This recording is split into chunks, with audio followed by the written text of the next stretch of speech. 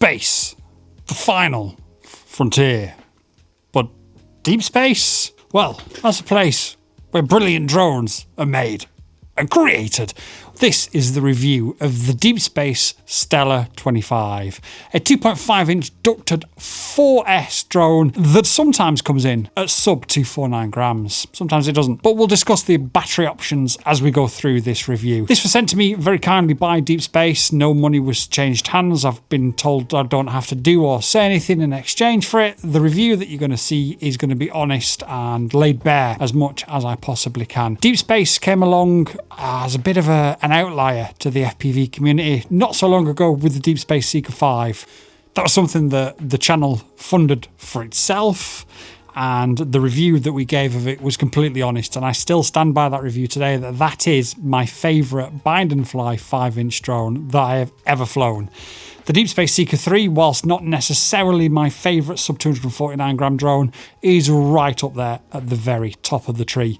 So the question is, how well will this go? Will this fare equally as well, or will it miss the mark? Well, join us over the next 20 or 30 minutes while we delve deep into it. We'll look at different battery options. We'll fly it with those different battery options. We'll fly it in different environments, and we'll see whether or not this cheeky little drone can defeat the sub 250 B25, Pavo 20 Pro, or any other. Oh, the Gep RC Synolog 30, that's the other one that I compare it to. Or whether or not you want to consider looking at something else. Let's freaking go.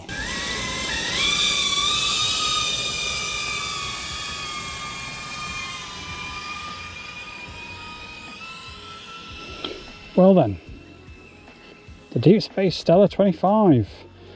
Carrying a lithium-ion 4S. Oh, I'm pretty sure it's just started to rain very annoyingly. Now, I don't know how well this is going to do. I don't actually think I put the total trip distance on here either. Or I might have done, but it appears to be being covered by the speed. Oh no, I haven't done. Brilliant. What a great job I've done here setting this up. Now, like I said, I don't know how well this is going to do, being just a 2.5-inch ducted drone. But we'll give it a go. I can still hear it, so it's kicking out a fair bit of noise. But it's lovely to cruise. I think this battery is probably going to be a little bit too heavy for it, let's be honest. 3.63 volts.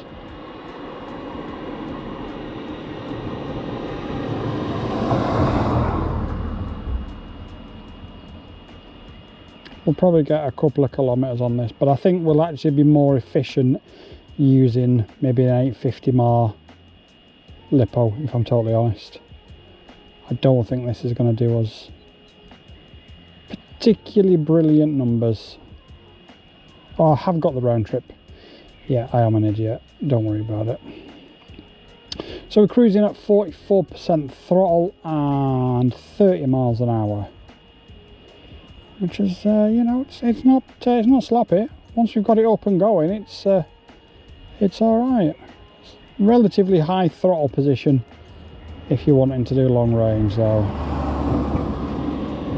And we'll just sneak across the road before the car gets here. I don't want to annoy these horses.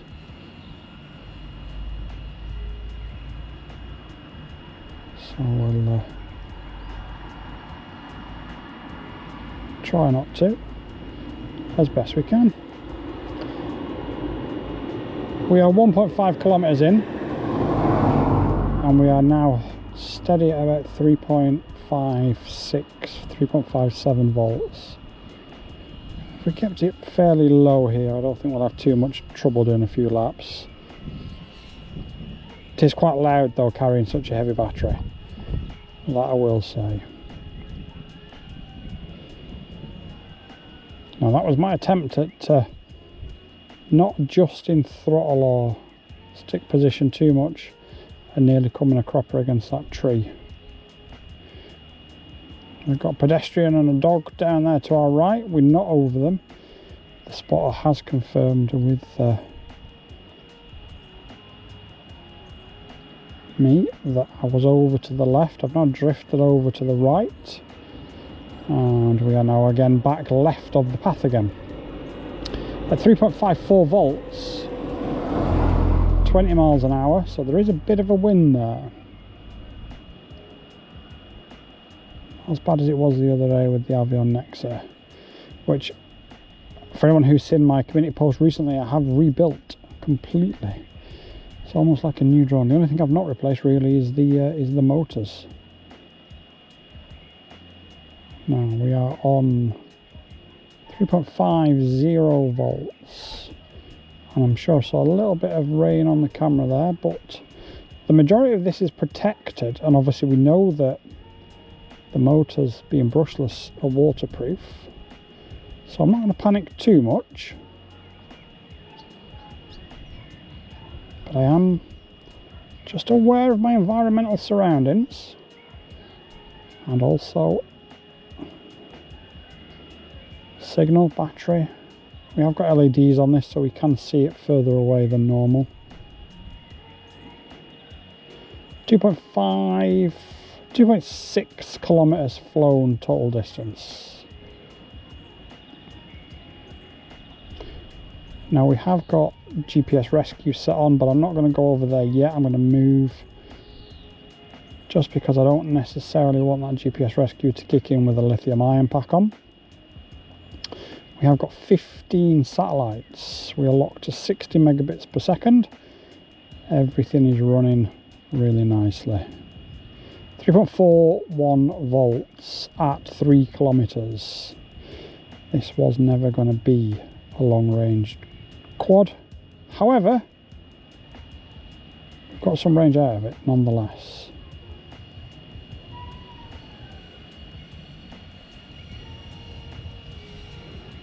We are at a height there of 120 meters, 90 meters. I don't think that's actually registering properly. I've got to be honest. Pretty sure that we didn't just drop from 120 to 80 meters in that quick of a time. 3.4 volts. And I think what we can do now is we'll just increase that throttle a little bit. 3.3, and we'll get a quick lap done.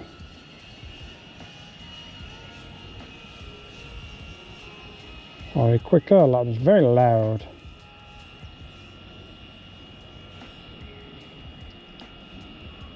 .3 volts and 3.85 kilometers flown.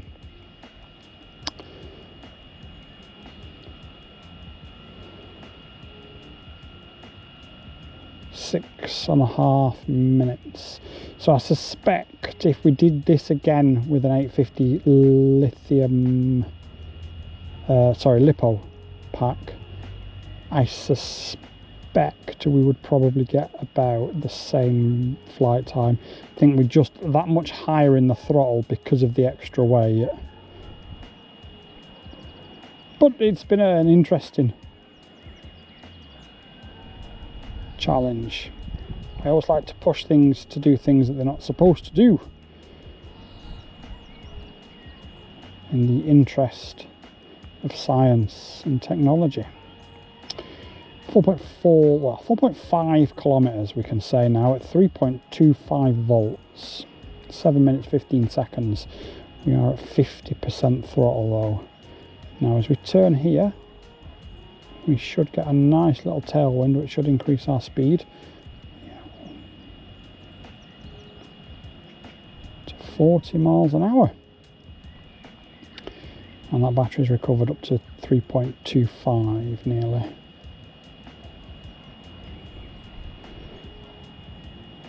And if we start our descent now,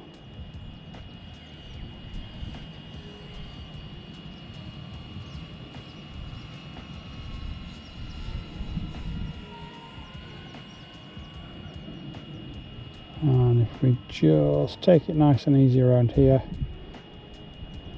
3.2 volts. Ideally I'd like to try and just drag it to 6 kilometers, but I don't know if we've got that in it because we're only at 5.3 and 3.18 volts. We probably can drag it to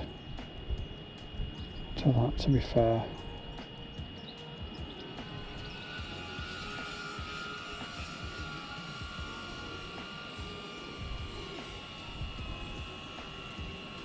Just obviously acutely aware that what we don't want to do is crash due to a lack of battery, because we've still got quite a lot of filming to do with it.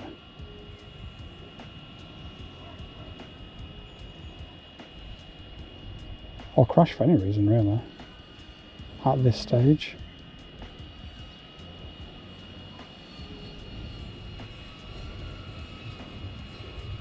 .13, 5.9 kilometers.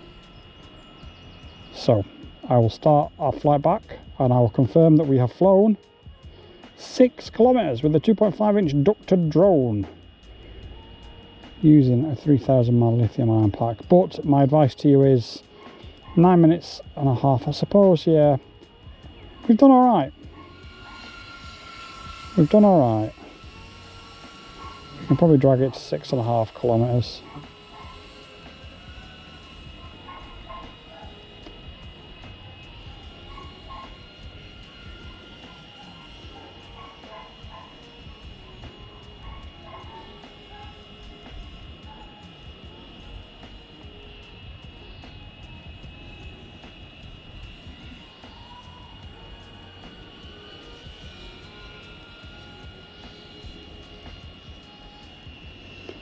.5 kilometers, 10 minutes, 3.07 volts. Time to land and call that a success, I think. Quite impressed with that. We're going to look at battery compatibility.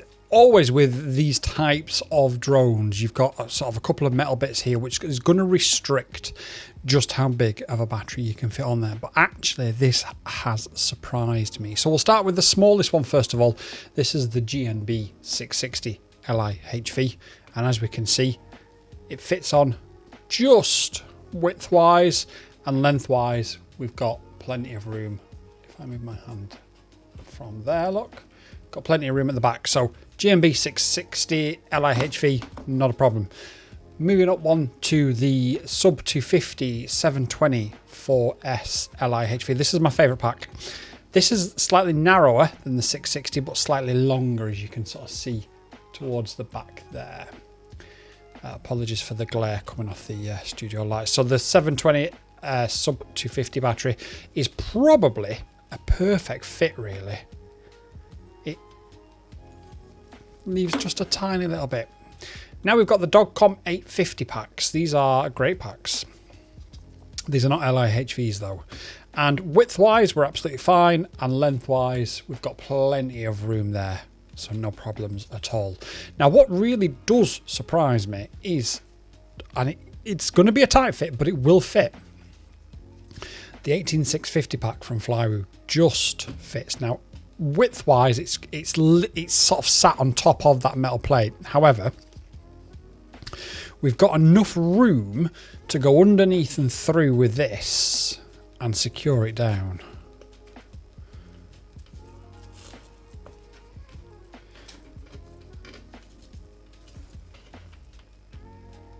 And I'm not going to secure it at this moment in time, but that shows you how much of a gap we've got at the back.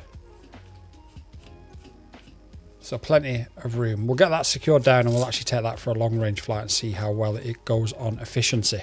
So those are the 4 batteries that I've tried. Those are sort of the main ones. I've got some Tattoo 4S's like this, and I've got some iFlight packs like this. They seem to be slightly smaller, so if the Dogcom fits, then we're absolutely fine. I would recommend the sub 250. There we go. The sub 250 720 mAh 4S LiHV is probably going to be the best balance of weight and flight time. Now I asked you to guess how fast the maximum speed of the Stellar 25 you think is, and we're about to find out. 55 miles an hour that way. I think the wind is behind us a little bit, so we will just keep going and we will turn around and we'll come back.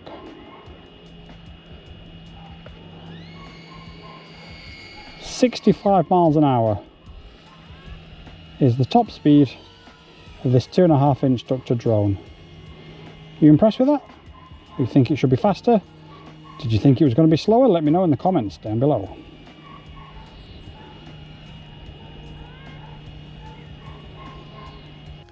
We'll place the drone on, and that comes in at 186 grams. Now then, with the 660, it takes us to exactly 250 grams.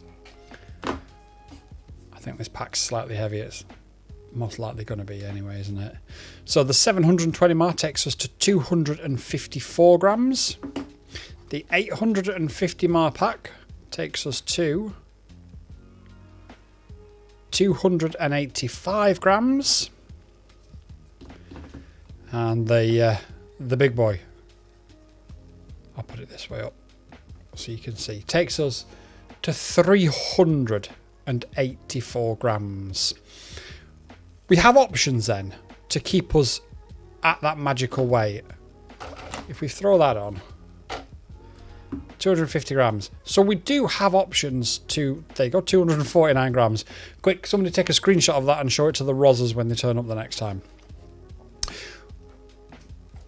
I'm happy with that. I can fly it sub 250 and I can fly it not sub 250. So yeah, brilliant. There's literally nothing else to say. Let's move on. So we are going to go and dive the chimney and go through the Wheel of Death. I was going to go straight forward with it being sub 249 grams, but it's fucking loud, so I'm going to go around the outside. I mean, it's not like they're not going to hear me coming, is it? Let's be honest, but it is what it is. It is what it is.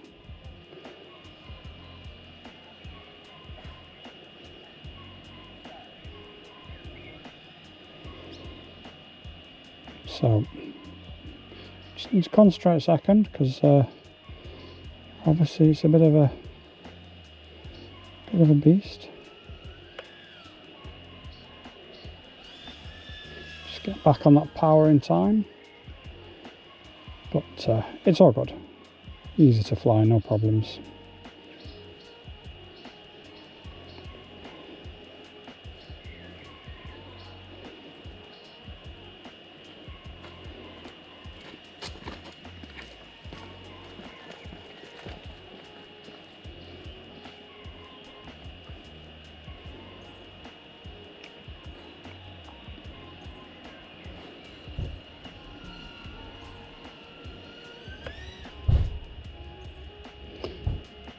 Exactly what you'd expect from deep space. A quad that's just full of power, really controllable, really enjoyable.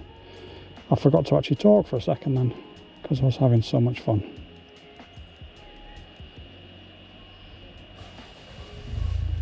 It's a pigeon there.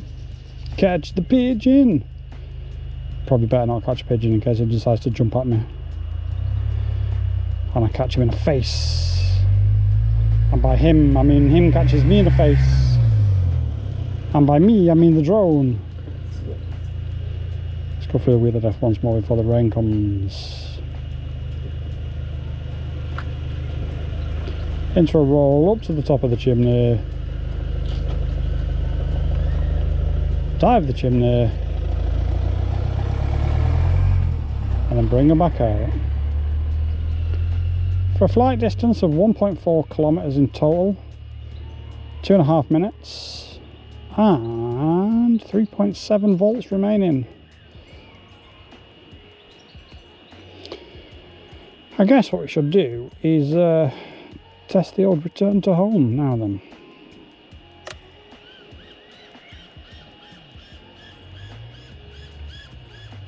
Where are you going?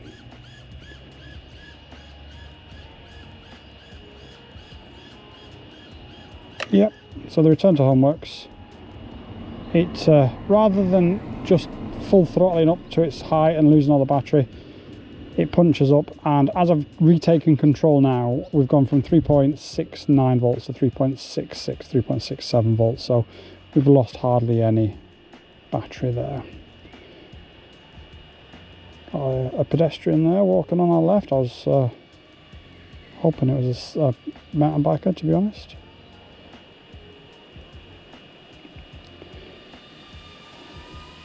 Now, somebody did say about is there a button you can press to get the quad to just sit there in the air? But that was mainly caused by the quad being so well balanced and the headwind. So if we just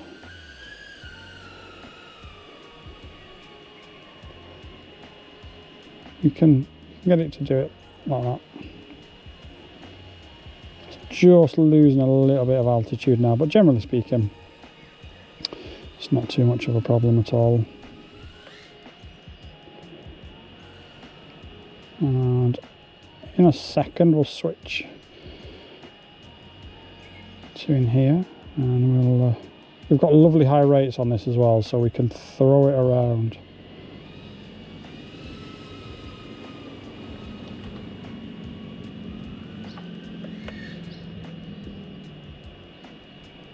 I mean, who'd have thought we'd be flying drones this small with ducks on them that are this capable. I remember when we all got Shen drones and we thought, yeah, this is as good as it gets. And I'm not saying that they're bad, but the way the technology is advanced with the 04 flight controllers and the like, we're just getting better and better quads, smaller and smaller packages, and it's lovely to have.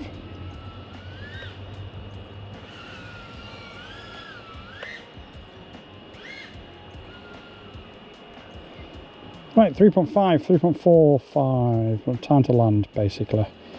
I'll see you on the flip side. Hope you enjoyed that, I certainly did. One thing I have been asked for is a comparison in size.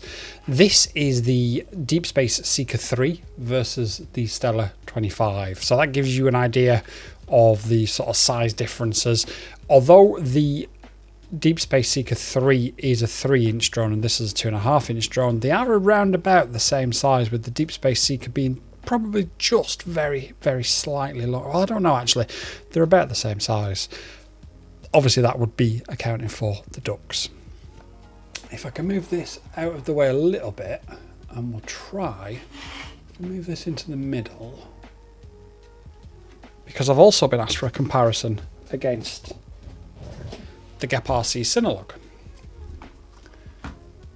and that actually fits quite nicely on the screen there. So that is roughly around about the same sort of angle on the desk. So that's a Gep RC Synolog 30. That's a 3-inch, that's a 2.5-inch, that's also a 3-inch. So again, gives you a good comparison as to size. Now, a couple more that I've been asked for comparisons with, and we'll just get the Deep Space Seeker out of the way. This is the Speedy Bee B25. Currently not supporting a 04 because I've had to swap it into this for the time being. And then this is Only Drones' Pavo 20 Pro that he's needing me to have a look at for him. But since it's here, I'm going to steal it. I'm going to put it in this comparison video. The Pavo 20 Pro.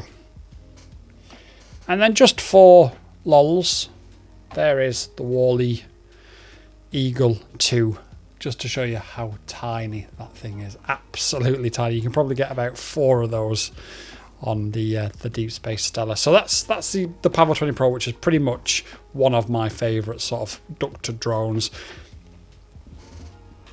Move that out of the way a second. We'll move the Eagle out of the way a second, and then we'll look at the comparison between these three, because I think these three are going to be the best.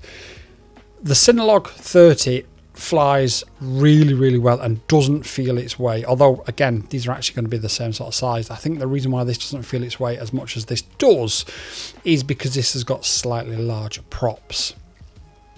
Take that as you may. This looks a lot more classy though. The B25, again, should be very, very similar to this. I actually think this flies better than the B25. It's all quite nuanced, and there's not going to be a massive amount between them if you decide to choose this over this or this over this.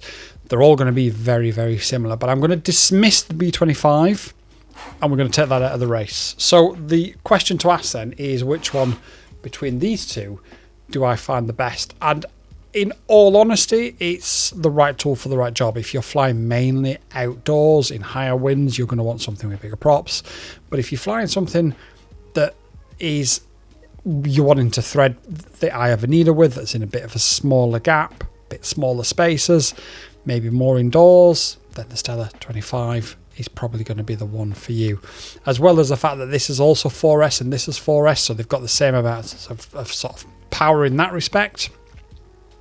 The other thing with this as well is it is very much like its cousins, so it's very much like the Seeker 5 and the Seeker 3 in respect of the fact that it's a bit more crazy, it's a bit more sort of in your face when you come to fly in a good way than this. This is quite refined, this is quite laid back, very nice for cinematic filming, but this, as you've seen from some of the videos that I've put up, can be thrown around quite easily and quite enjoyably. It's not to say that this can't, but overall I think I'd probably pick this. If I was going for something purely cinematic, purely on a sort of a bigger area to cover or a more windy area to cover, I'd probably choose this. But then the problem with this, and as always there's going to be compromises when we do these sorts of things, the problem with this is we don't have a GPS on it. We do have a GPS on this. Now, you know, we can fix all that, we can install one, it's not a problem. But if we're reviewing them out of the box based upon what you can do with them out of the box without having to tinker, without having to take them apart, without having to buy new parts, then I would say the Deepspace Stellar probably offers more versatility and is probably going to be the better drone of all of them. It's my opinion. If I'm wrong, let's debate it in the comments down below. I always like to talk to you guys, and I always like you to tell me I'm wrong, as you all do very often. Let's move on. Now, despite having crazy high rates, we can also fly it very slowly and very direct.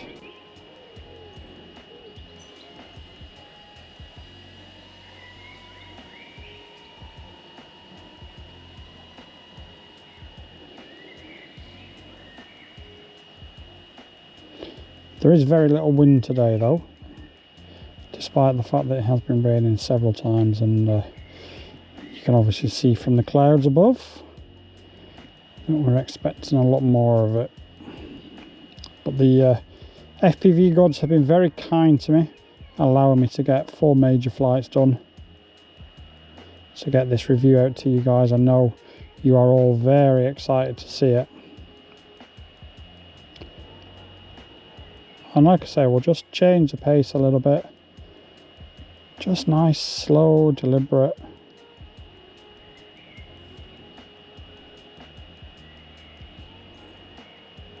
Close proximity flying. Probably should slow it down a little bit more. Maybe that was a bit too close.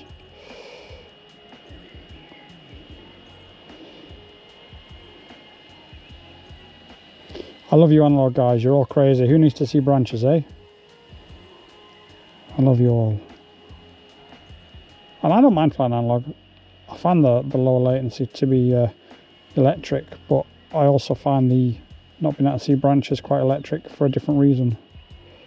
Storage full, recording will stop soon. Well, I guess that is our... Taking a look at the QC on this thing then, and we can see that we've got the Deepspace branded M10 GPS up front in a TPU print on top of the camera. We've got 2 aluminum plates here, and we've got aluminum plates on the camera as well. We've got battery pad, we've got an XT60 again built into the frame / TPU, and then at the back here, just have to adjust this focus a little bit, we can see we've got the USB port, so there's no having to fiddle and mess around. We've got a nice little extension port that goes to the back, plugs into the flight controller, and Bob indeed is your uncle. Problem solved.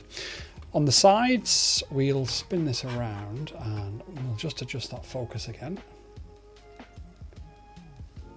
and we can see we have got Deepspace branded 1404 4500 kV motors. 1440 are some of my favourite motor sizes. Nice quality motors there as well without any problems at all. You can see the magnets, you can see the windings, T-mount props, and then you put your 04 in here. I've taken a couple of screws out to save a bit of weight because that's what we do, isn't it, on this channel? And then obviously you've got your ELRS antenna at the back. Let's take it apart and have a look. So we can see here on the flight controller that it's all in there as it should be. We have got, interestingly, we've got the all the soldering is lovely and neat. We do have a USB micro here, but the extender port is actually USB-C. That's what I was saying was interesting. Overall, it's really, really neat. I've just had to take this cable out to pull it apart, but it's one of the easiest type of cine whoops to work on. Like I say, I'm not a fan of taking any of them apart or indeed putting any of them together, and tend to sort of avoid doing that where I can. But obviously doing this, I've got no choice now, so I've put myself in the corner where I've got no choice but to do it. But overall, it's really, really neat, really easy to work on, and probably, yeah, superb really. No complaints. Right, let's put it back together. Goggles view, and in a second we'll switch back to the studio and we'll find out what I think of this. I think you all probably have a pretty good idea based on how I've flown it and what I've done with it, but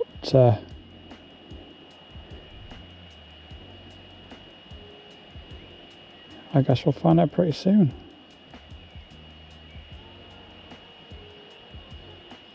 Just getting that balancing out just right to get it to sit there. Like I say, that particular day where that person left that comment, the headwind was so strong that I could just configure it and get it to sit into the wind, and it just sat there without any problems whatsoever.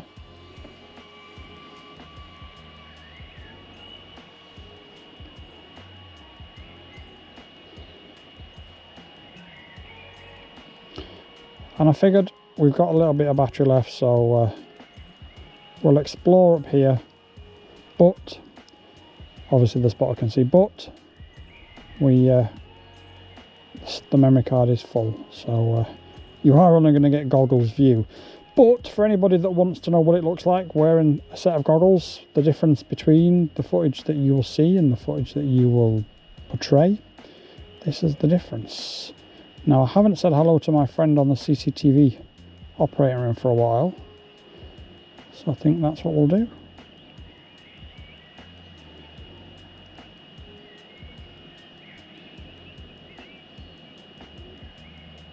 Hello!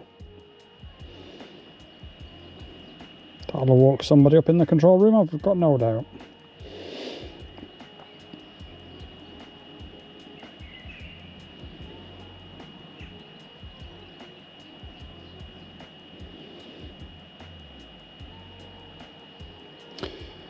And as we fade to black, I'll see you all back in the studio. Moving on to the community spotlight, my favourite part of these videos. And it's been a while since we've done one of these because of the types of videos that we've been making. But Andre says, awesome, can't wait to watch this video. It would be great if you could say something about upgrading the Nexa to Betaflight 4.6. And although I don't have a video upcoming about the Nexa upgrading to Betaflight 4.6, I do have a video coming out very shortly about the Axis Flyer Manta DC build. And as part of that video, we also have a deep dive into Betaflight, and we base it around Betaflight 4.6 and how you could upgrade to Betaflight 4.6. So keep tuned for that one. It's coming real soon. And then just basically apply that to the Nexa. It's pretty much the same thing. And I'll tell you how to do it. Like, yeah, just watch the video. Sick. Let's go. Drone Lover says, honestly, bro, the quality of this DJI looks better than a DJI. Maybe DJI should hire me to improve the DJI quality of DJIs. Thanks for your comment. Now, I wanted to bring up this last one as part of sort of dealing with a little bit of speculation that we've heard. On the grapevine, I've got no factual evidence behind any of this, so take it with a pinch of salt. Call me a liar, don't really care. But Tolkien said, nice, that really improves the field of view, and we're referring to the flywoo video that is currently members only until after this video drops, probably the day after. And it shows how you can really increase the field of view on an 04 Lite drone for not a lot of money at all. He then goes on to say, I've been hearing that DJI could be implementing a wide angle with firmware, but never enabled it. Is there any truth in that? And then somebody else replies, I hope they improve the jello also. So the video that's coming out will show you how to improve the jello on the Meteor 75 and how to increase the field of view on the DJI O4 Lite. To answer the question about DJI could implement this with a firmware update, but they've decided not to, I don't believe that's the case. However, I have been hearing on the grapevine, and there is no factual evidence behind this whatsoever, that there is going to be an incremental update to the O4 Lite. I don't know how they're going to frame it, whether it's the DJI 4 intermediate, I don't know, but it'll basically be the DJI O4 Lite with a better MIPI cable connector and also a better camera sensor, which gives a wider field of view. Never mind wider field of view. Again, it is all speculation at this moment in time, but I'm pretty sure that the sources I've got are quite reliable, so take that as you may. Thanks very much for this video's community spotlight section. If you've got any great comments, leave them down below and I'll pick them up for the next review, which will be coming pretty soon. I can promise you that. Peace out. Now, I guess what we need to do is find out whether or not you should buy this drone. Let's go. So then, the Deepspace Stellar 25. What do we honestly think of it? And do we think that you should buy it? Well, quite frankly, yes is the simple answer. And I'm not going to mess around and sort of lead you up garden paths and suggest maybe this and maybe that. Yeah, just go and buy it. It's seriously capable. Comes with a GPS, which is brilliant. This is something that I've been banging on for 2 years now. All drones should have a GPS from a safety point of view. And I often get told by people, yes, but if you're only going to fly it, near you, or it's fine. But what about buildings? What about when you fly over a building legally, because it's sub 249 grams, as we've seen? You fly over a building and you get interference and the drone drops and you can't get it back. Genuinely, we need GPS on all drones. So brilliant to see that Deepspace, with the 3 drones that they've released so far, have included a GPS on all of them. Really super happy about that. The performance of it leaves nothing lacking whatsoever. The quality control is top notch. This is a brilliant drone. This is really good. It doesn't have the interchangeable feature of the Speedy Bee, which I know loads of you loved when we reviewed the Speedy Bee. But honestly, this is a better drone than the Speedy Bee. It's got a better flight controller, it's got better motors, it's got a better construction, and it's just better. Conceivably, in every way, shape or form, it's just a better drone. That doesn't mean the Speedy Bee is a bad drone, and if you was to choose that because you wanted that modular design where you could take your O4 Pro off and put it on another drone, that's absolutely fine. You have a good drone, but this is a better drone. And do I want a drone that's the jack of all trades and the master of none, or do I want a drone that is a master of its trade? And in all honesty, this is phenomenal. I'm due to take a couple of days away very shortly. I'm going to take this with me. I'm going to fly it out to sea and see just how far I can fly it. Now, either when I come back, you're going to get DVR footage of it plopping in the sea and me losing it and never seeing it again, or you're going to get some really cool footage of it flying out to sea. I'm pretty sure I know which one it's going to be. And I'm that confident in it after just flying it for a few days for this review that this is what I'm going to take with me, and we're going to make something special. Get yourself an ND filter though. Always use an ND filter on these O4 Pros. There's no jello. I've seen no evidence of any jello. And Deepspace, thank you so much. The ESCs were set to 48 kilohertz. I know on the previous 2 drones I've had from Deepspace, I've had a conversation with the owner there and I said, look, stop setting them to 24 or 96 kilohertz. It's not good. Set it to 48 because it's the O4 or even the O3. And we're at that stage now where it's happening. So brilliant. We've made a difference and I'm really proud of that. Flies perfect. The tune's lovely. You've got a decent battery life. You can go sub 250 or you can stick a lithium ion on and go long. You've got GPS to cover yourself. You've got no jello. Stop listening to me and go and buy one. Peace out.